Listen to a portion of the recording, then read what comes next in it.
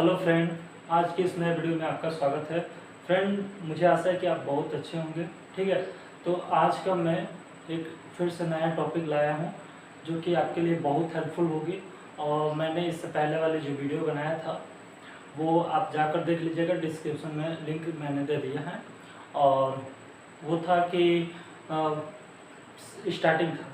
अगर स्टार्टिंग नहीं देखते हैं तो आपको ये वीडियो अच्छे से समझ में नहीं आएगी, फिर दिक्कत आएंगी।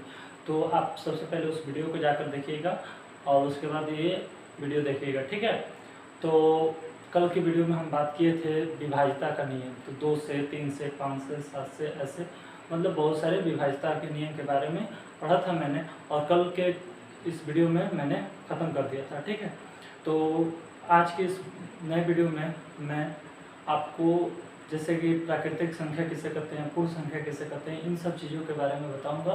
फिर जब ये पूरा बेस आपका तैयार हो जाएगा तो मैं फिर कल से न्यूमेरिकल लाऊंगा। ठीक है, तो सबसे पहले स्टार्ट करते हैं आज के इस वीडियो में प्राकृतिक संख्या। प्राकृतिक संख्या किसे कहते हैं, तो हेडिंग का लिए प्राकृतिक संख्या। ठीक है, कॉपी पेन लेकर बैठ जाइए। सबसे पहले तो प्राकृतिक संख्या किसे कहते हैं ये ध्यान दीजिए कि एक से अनंत तक, क्या एक से अनंत तक लिखी जाने वाली संख्या को प्राकृतिक संख्या कहते हैं। क्या कहते हैं, एक से अनंत तक लिखी जाने वाली संख्या को प्राकृतिक संख्या कहते हैं। तो लिखिएगा, एक से अनंत तक लिखी जाने वाली संख्या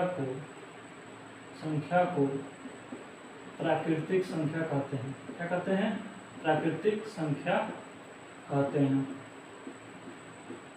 आप देखिए, फॉर एग्जाम्पल ध्यान दीजिए, एक से अनंत तक लिखी जाने वाली संख्या कहने का मतलब है कि 1 2 3 4 5 6 ऐसे लगातार आप बढ़ते जाइए।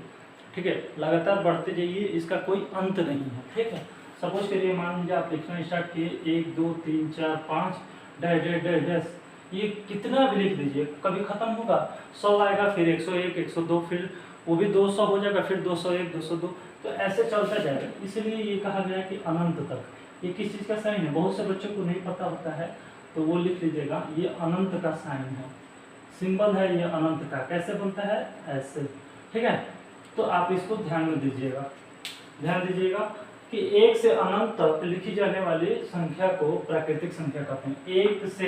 एक से चल रहा है लगातार, कहाँ तक, अनंत तक, अनंत तक जा रहा है, इसी को क्या कहते हैं, प्राकृतिक संख्या कहते हैं। अब क्वेश्चन आता है कि क्या 4 5 जो है और 6, 4 5 6 यानी 456 क्या प्राकृतिक संख्या है? हाँ भाई है, क्योंकि देखिए एक से अनंत तक में ये भी तो आएगा, तो 456 एक प्राकृतिक संख्या है। एवरी नंबर इज प्राकृतिक, मतलब एवरी नंबर जो होता है एक से अनंत तक, वो क्या होता है, सारा प्राकृतिक संख्या होता है। ठीक है, अब देखिए कोई पूछ देगा कि जीरो एक प्राकृतिक संख्या है, तो देखिए स्टार्टिंग कहाँ से हो रहा है, एक से लेकर अनंत तक जा रहा है, तो क्या जीरो आया है इसमें? नहीं आया है। तो नहीं आया है तो इसका मतलब कि जीरो आपका प्राकृतिक संख्या नहीं है। अब ये हमें नहीं मालूम है, अभी तो फिलहाल नहीं मालूम है। जिस बच्चों को मालूम होगा ये जीरो क्या है तो वो अच्छी बात है, जिसको नहीं मालूम है वो मैं बता देता हूँ।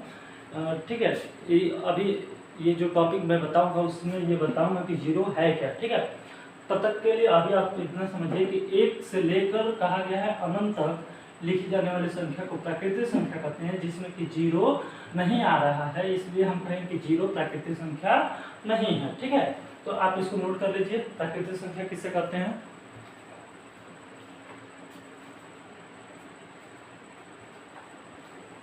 हो गया, ठीक है। अब देखते हैं प्राकृतिक संख्या के बाद कि पूर्ण संख्या। क्या, पूर्ण संख्या।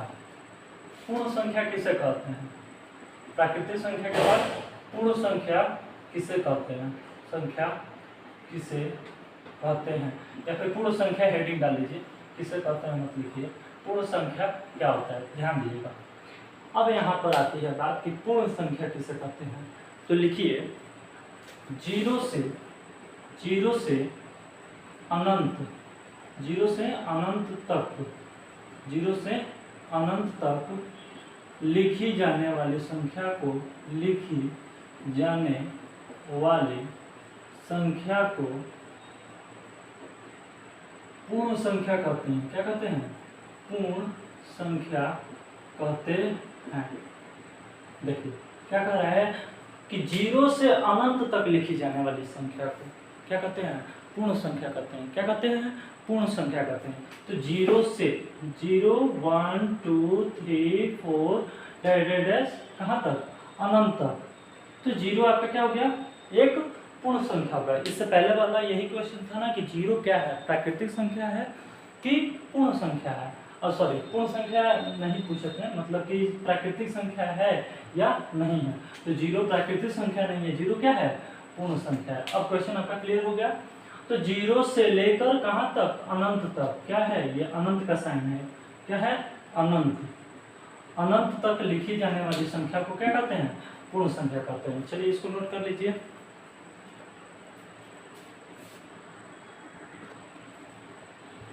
हो गया?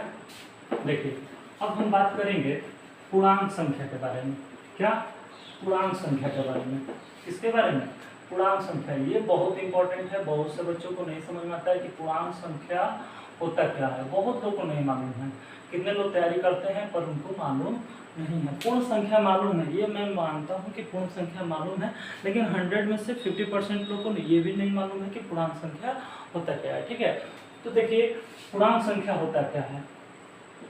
सबसे बड़ी बात कि पूर्णांक संख्या में सबसे पहले आपको एक नंबर लाइन से दर्शाता हूँ कि नंबर लाइन में पूर्णांक संख्या क्या होता है। देखिए एक नंबर लाइन ऐसे खींच दीजिएगा। अब खींचने के बाद यहाँ पर जो है बीच में कट किया मैंने, यहाँ पर मैंने 0 लिख दिया। क्या लिख दिया? 0 लिख दिया। 0 में क्या होता है कि ये 0 के बाद 1 2 3 4 5 6 7 8, ये इधर ऐसे क्या होता है? अनंत तक होता है। और इधर 1 2 3 4 5 6 7 8। ठीक है, ये 8 हो गया।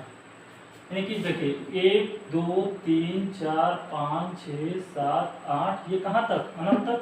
ये जो है अनंत तक जाएगा। इधर ये प्लस में है। अब इधर आइए, इधर -1 -2 -3 -4 -5 -6 -7 -8, ये कहाँ जाएगा? ये भी क्या होगा?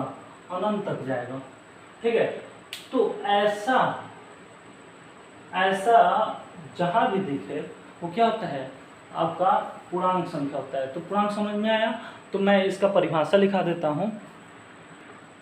तो ये बन गया। ये बनने के बाद देखिए इसमें हुआ क्या है कि शून्य पूर्णांक, धन पूर्णांक और ऋण पूर्णांक के समुच्चय मतलब कि पूरा कलेक्शन हुआ है। शून्य पूर्णांक, धन पूर्णांक और ऋण पूर्णांक के समुच्चय से जो बनी संख्या होती है उसी को क्या कहते हैं? पूर्ण संख्या कहते हैं। तो लिखिएगा शून्य पूर्णांक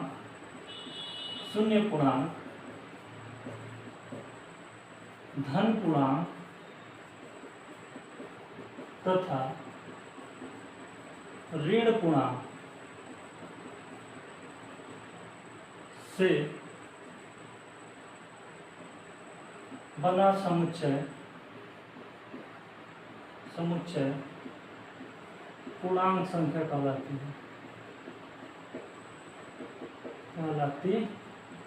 है। आया बात समझ में? तो शून्य पूर्णांक, धन पूर्णांक तथा ऋण पूर्णांक से बना समुच्चय क्या कहलाता है? पूर्णांक संख्या कहलाती है। यानी कि उसमें 0 भी होगा, 1 2 3 4 5 6 7 8 भी होगा, ये प्लस में होगा। ये देखिए ये क्या है? पॉजिटिव है। ये क्या है? पॉजिटिव है। और ये क्या है? निगेटिव है। ये क्या है?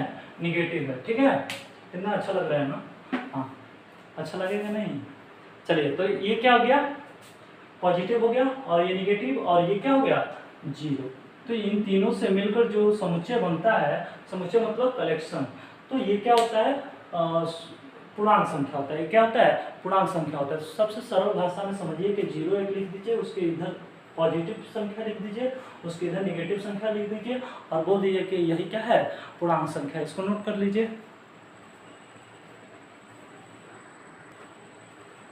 हो गया। अब देखिए इसको रब कर देते हैं।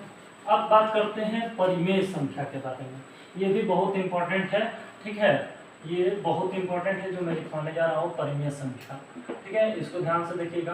परिमेय संख्या, परिमेय संख्या क्या होता है इसको ध्यान से देखिएगा। जिन संख्याओं को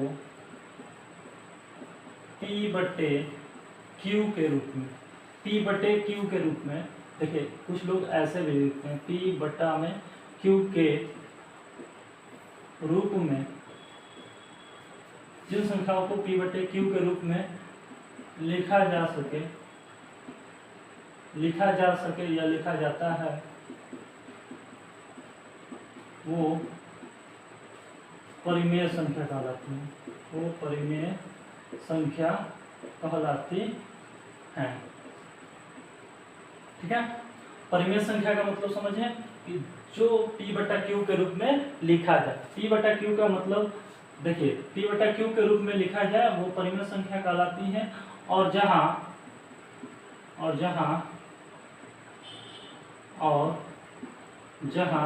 Q नॉट इक्वल टू 0, मतलब कि नीचे वाला जो हर है इसको हर बोलते हैं। क्या बोलते हैं?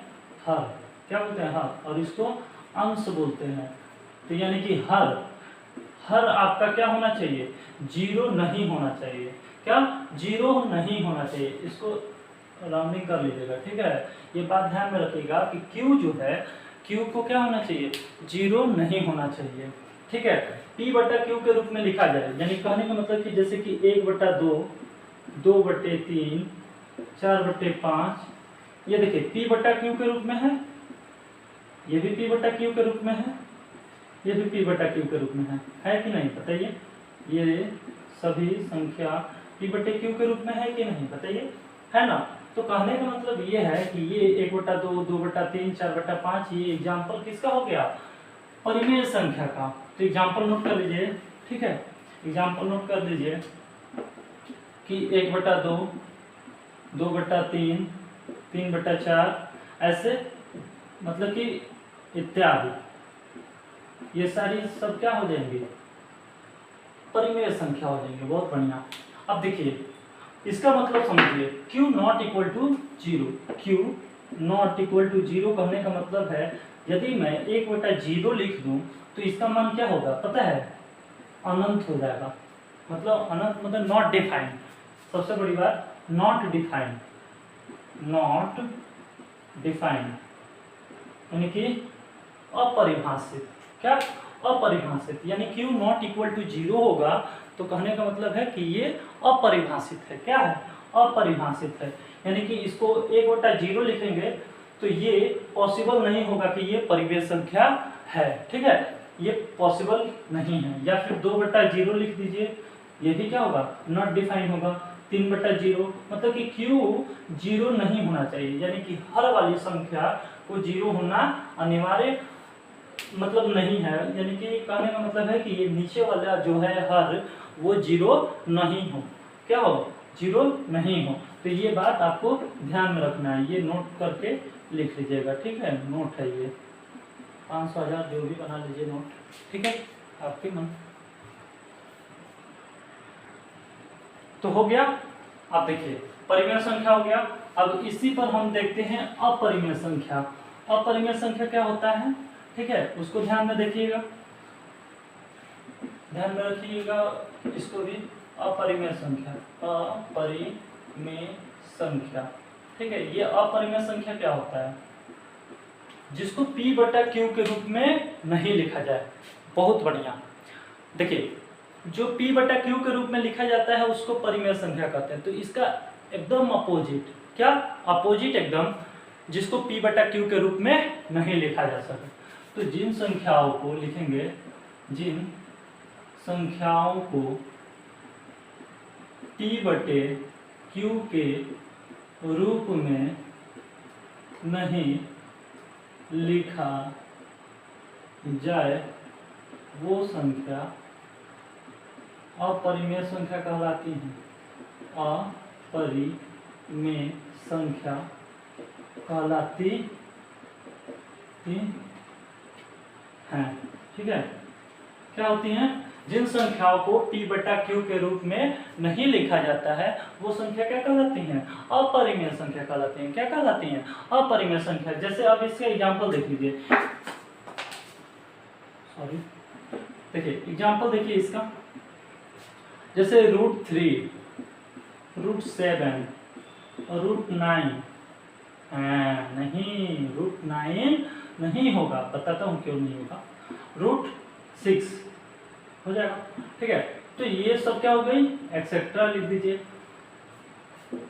अब देखिए √3, √7, √6 ये सब अपरिमेय संख्या है। क्यों? क्योंकि इनका मैं वर्गमूल नहीं निकाल सकता, और वर्गमूल नहीं निकाल सकता तो ये p बटा q के रूप में लिखा नहीं जा सकता। देखिए इसको p बटा q के रूप में लिख सकते हैं? नहीं लिख सकते हैं, नहीं। देखिए क्यों? देखिए इसका जो है, अब रही बात 9 को लेकर देखते हैं। 9 का वर्गमूल निकालिए, वर्गमूल मतलब स्क्वायर रूट, तो 3 इंटू 3 हो जाएगा। अब ये 2 है तो इधर एक बाहर निकल जाएगा, यानी कि 3 हो जाएगा। तो 3 को हम लिख सकते हैं 3 बटे में 1। ठीक है, तो इसको p बटा q के रूप में लिख सकते हैं। क्या इसको लिख सकते हैं? नहीं, अब पॉसिबल नहीं है। हाँ, वो एक लगा देंगे, वो बात की बात है, वो नहीं एकदम। इसका जब वर्गमूल नहीं निकलेगा, जब तक वर्गमूल नहीं निकलेगा तब तक हम कहेंगे कि ये p बटा q के रूप में नहीं लिखा जा सकता है। ठीक है, तो इस तरह से ये p बटा q के रूप में नहीं लिखा जा सकता है, परंतु ये जो 9 है इसका वर्गमूल निकल जा रहा है, इसलिए हम कहेंगे कि ये p बटा q के रूप में लिखा जा सकता है। ठीक है, तो इसको हम लिख सकते हैं। अब बहुत ही मतलब एक यूनिक क्वेश्चन आता है कि क्या पाई का नाम सुने होंगे, इसमें एक पाई आता है। पाई जो है अपरिमेय संख्या है। क्या है? अपरिमेय संख्या है। अच्छा, पाई का मान जो होता है 22/7, ये क्या होता है? ये भी अपरिमेय संख्या होगा? नहीं, ये अपरिमेय संख्या नहीं होगा। ये जानते हैं क्या होता है? ये परिमेय संख्या होता है। कितना अजीब बात है ना, कि पाई का मान जो है वो परिमेय संख्या है, और जो खुद पाई है वो क्या है? अपरिमेय संख्या है। क्यों? क्योंकि इसको p बटा q के रूप में, यानी कि p बटा q के रूप में नहीं लिखा जा सकता है। पाई को p बटा q के रूप में नहीं लिखा जा सकता है, इसलिए ये एक अपरिमेय संख्या हो गई। और 22/7 p बटा q के रूप में लिखा जा सकता है, इसलिए यह एक परिमेय संख्या हो गई। तो ये बात समझ में आ जाएगा। तो बहुत बार ये क्वेश्चन पूछा गया है, या फिर इन फ्यूचर पूछ लिया जाएगा, टेंशन मत लीजिए, यही सब क्वेश्चन आता है। ठीक है, तो पाई जो है क्या होता है? अपरिमेय संख्या। तो याद हो गया, पाई क्या होता है? अपरिमेय संख्या। और ये 22/7 क्या होता है? परिमेय संख्या। याद हो जाएगा? पक्का पक्का? हाँ, ठीक है। तो देखिए ये पाई जो हो गया, क्या हो गया? अपरिमेय संख्या, और 22/7 उसका जो मान है वो क्या होगा? परिमेय संख्या। देख लीजिए, इसी को तो p बटा q के रूप में लिख सकते हैं। क्या इसको लिख सकते हैं p बटा q के रूप में? नहीं लिख सकते हैं। ठीक है, तो इसलिए यह अपरिमेय संख्या हो गया। ठीक है, तो इसको नोट कर लीजिए।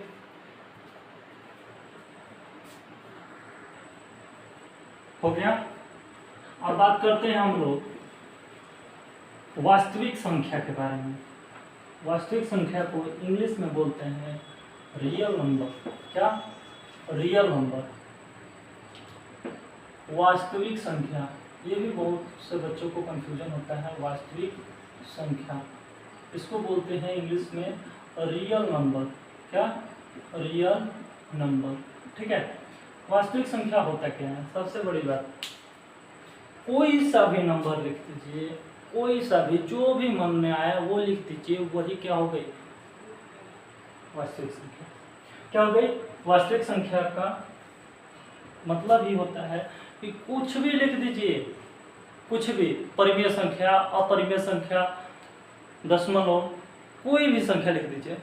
ठीक है, वो आपका क्या हो गया? वास्तविक संख्या हो गया। तो वास्तविक संख्या वो संख्या होती है जो इसमें परिमेय तथा अपरिमेय संख्या सम्मिलित होती है। तो वास्तविक संख्या लिखेंगे कि वास्तविक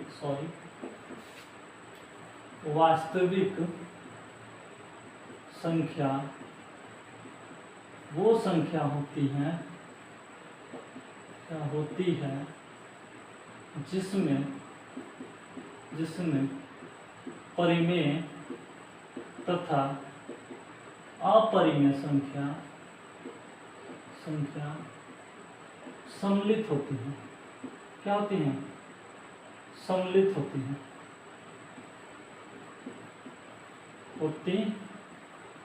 ठीक है। फॉर एग्जाम्पल कोई सा भी 1, 2, 1/2, 2/5 या 0.5 या 1.3 या करणीय में 3 या फिर 2 या कुछ भी लिख दीजिए, पाई भी आ जाएगा इसी में। ठीक है। तो ये सारा क्या हो गया? परिमेय तथा अपरिमेय का कलेक्शन ही क्या कहलाता है? वास्तविक संख्या कहलाता है। तो आया बात समझ में? तो इसको आप लोग नोट कर लीजिएगा, एक्सेट्रा लिख लीजिएगा। एक्सेट्रा मीन्स होता है इत्यादि। क्या होता है? इत्यादि। ठीक है, इत्यादि होता है ETC। ठीक है, तो आप इसको नोट कर लीजिए।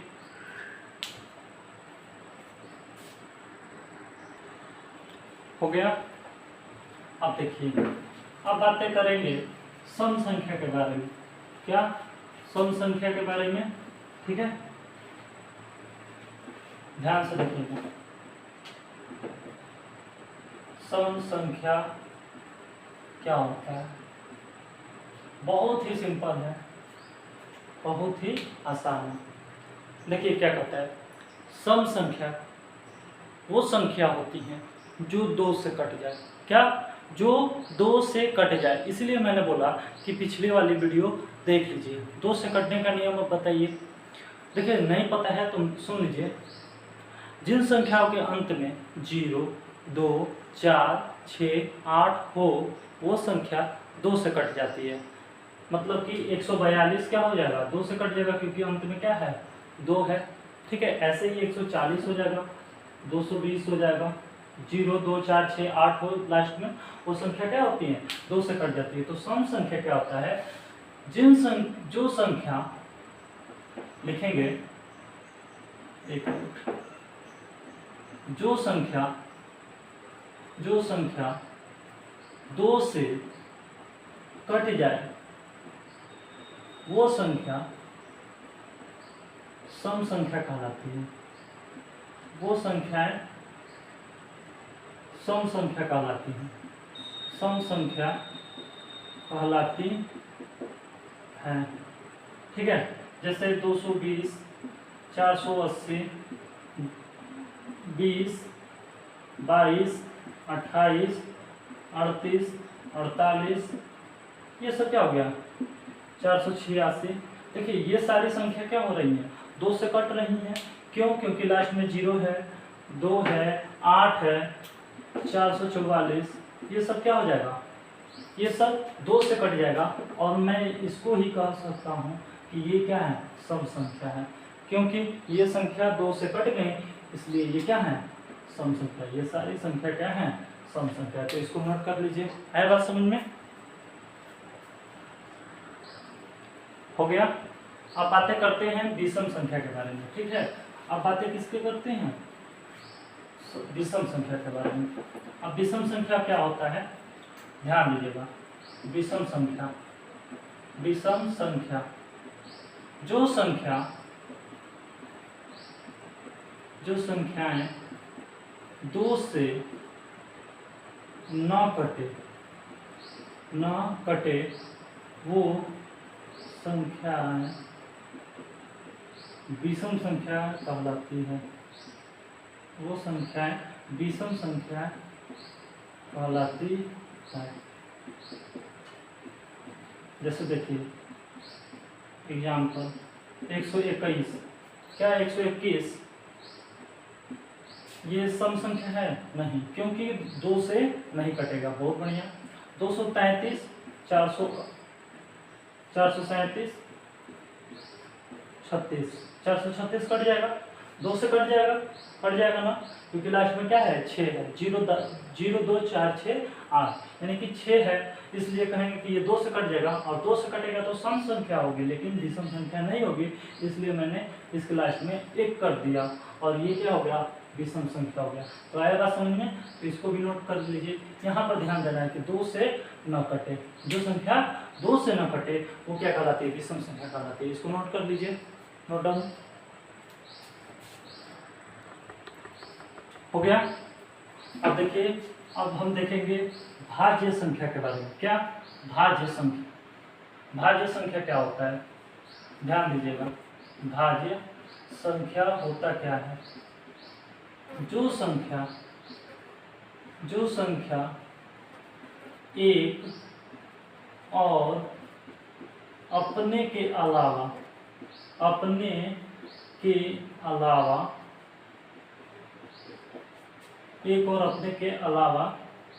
किसी और संख्या से भी कट जाए। क्या, किसी और संख्या से भी कट जाए, वो संख्या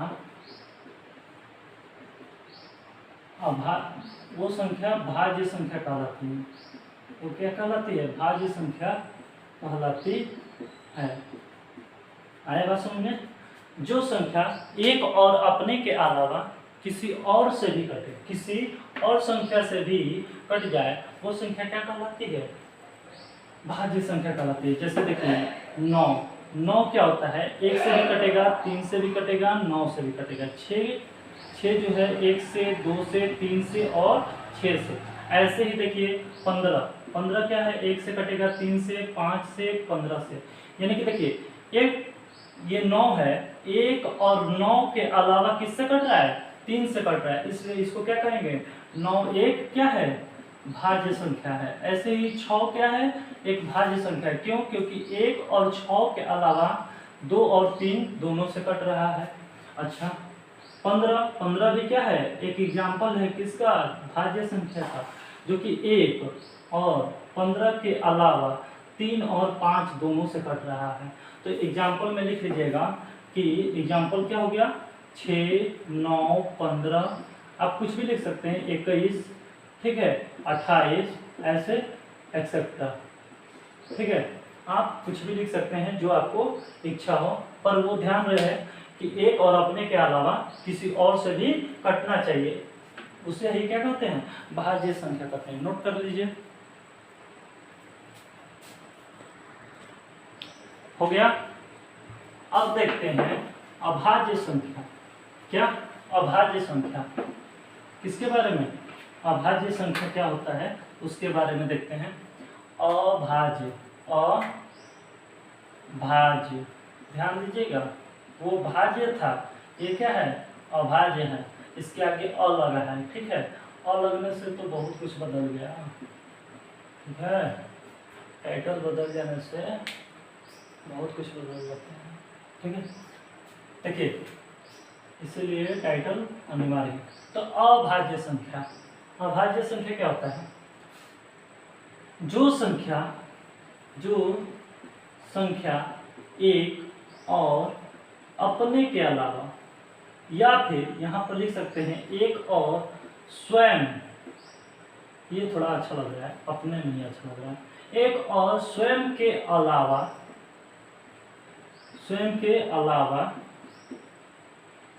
अन्य किसी भी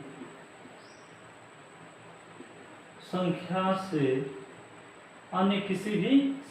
से न कटे, उसे अभाज्य संख्या कहते हैं। उसे क्या कहते हैं, अभाज्य संख्या कहते हैं, ठीक है। देखिए जो संख्या एक और स्वयं के अलावा अन्य किसी भी संख्या से न कटे, उसे क्या कहते हैं, अभाज्य संख्या कहते हैं। क्या कहते हैं, अभाज्य संख्या कहते हैं। इसके लिए आपको याद करना पड़ेगा कुछ बातें। जैसे देखिए अभाज्य संख्या जो है ना, सबसे छोटा अभाज्य संख्या मैं बता रहा हूँ 2 होता है, और स्टार्टिंग भी अभाज्य संख्या का 2 से ही होता है। तो याद रखिएगा 2, 3, 5, 7, 11, 13, 17, 19, 23, ऐसे ही ढेर सारा होता है अभाज्य संख्या। देखिए ये ऐसी संख्या हैं जो एक से कटेंगी और स्वयं से कटेगी, लेकिन और किसी भी संख्या से नहीं कटेगी। देखिए 1 और 3 ये खुद से ही कटेगा और 1 से कटेगा। 5 को देखिए 5 है तो 1 और अपने के अलावा किसी और से नहीं कटेगा। ये 1 से कटेगा, 7 से कटेगा, ये 1 से कटेगा, 11 से कटेगा, और ये 1 से कटेगा और 13 से कटेगा, और ये 1 से कटेगा, 17 से कटेगा, ये 1 से कटेगा, 19 से कटेगा, और ये 1 से कटेगा और 23 से कटेगा। तो ध्यान दीजिए ये सभी जो हैं एक और अपने के अलावा किसी और से नहीं कटेंगे, इसीलिए क्या कहते हैं इसको अभाज्य संख्या। तो आया बात समझ में? मान लीजिए कोई है जो कि अभय सिंह राठौर, ठीक है, और इसका जब मैं टाइटल चेंज कर देता हूं तो दोनों में फर्क आ जाएगा कि नहीं? वो जो है सिंह राठौर लिख रहा है तो उसकी जो शादी होंगी सिंह वाले कैटेगरी में, यानी कि टाइटल जो है मायने रखता है। नहीं तो ये यादव है तो यादव कुल में ही होगा शादी। हाँ वो बात की बात है, वो समझ रहे हैं, ठीक है, पर टाइटल मायने रखता है। तो इसी तरह इसका जो है ना भाज्य संख्या और अ लग गया तो इसमें बहुत आसमान और धरती का फर्क आ गया। तो ये बात ध्यान में रखिएगा कि 2 जो है 1 और 2 से कटेगा, 3 है 1 और 3 से कटेगा, यानी कि खुद के अलावा केवल एक ही है जो इसको काट सकता है, नहीं तो और कोई भी संख्या नहीं है जो इसे काट सके, इसलिए इसको क्या कहते हैं अभाज्य संख्या। तो देखेंगे जो संख्या एक और स्वयं के अलावा अन्य किसी भी संख्या से न कटे उसे अभाज्य संख्या कहते हैं। जैसे 2, 3, 5, 7, 11, 13, 17, 19, 23। ऐसे ही आप हमें कमेंट में एग्जाम्पल करिएगा कि 1 से, मैं क्वेश्चन लिख देता हूँ, पहले इसको नोट कर लीजिए। आपको मैं क्वेश्चन दे देता हूँ, उसको सॉल्व करके मेरे को कमेंट में आंसर दीजिएगा, ठीक है? चलिए नोट कर लीजिए। हो गया? देखिए अब मैं नोट कर लिए, ठीक है। मैं आप एग्जाम्पल दे देता हूँ, आप उसको सॉल्व करके मेरे को कमेंट में आंसर करिए। देखिए, और हाँ वीडियो को लास्ट तक देखते रहिए, ठीक है। जैसे एग्जाम्पल लिख लीजिए कि 1 से 100 तक कितनी अभाज्य संख्या होती हैं। 1 से 100 तक कितनी अभाज्य संख्या होती हैं? सभी संख्याओं को लिखिए, पहले तो 1 से 100 तक कितनी अभाज्य संख्या होती हैं वो बताना है, और सभी मतलब जो जितनी भी संख्या है वो यहाँ पर लिखना अनिवार्य है। जैसे कि मैंने लिखा था 2, 3, 5, 7, ऐसे ही आपको लिखना है। एक जो है खुद से कटता है और 1 से कटता है, परंतु ये एक अभाज्य संख्या नहीं है, तो इसको मत ध्यान दीजिए। अभाज्य संख्या का स्टार्ट होता है 2 से, तो सबसे छोटी संख्या भी 2 है, और मतलब अभाज्य संख्या की सबसे छोटी संख्या क्या है? 2 है, और 2 से स्टार्ट होता है। कहाँ तक? जहाँ तक लिखना चाहे लिख सकते हैं, पर आपको 1 से लेकर 100 तक के बीच में आपको लिखना है, ठीक है। तो इसको लिखकर आप हमें कमेंट करिए अगर आपको ये समझ में आ गया तो आज ये थ्योरेटिकल पोर्शन ख़त्म हो गया।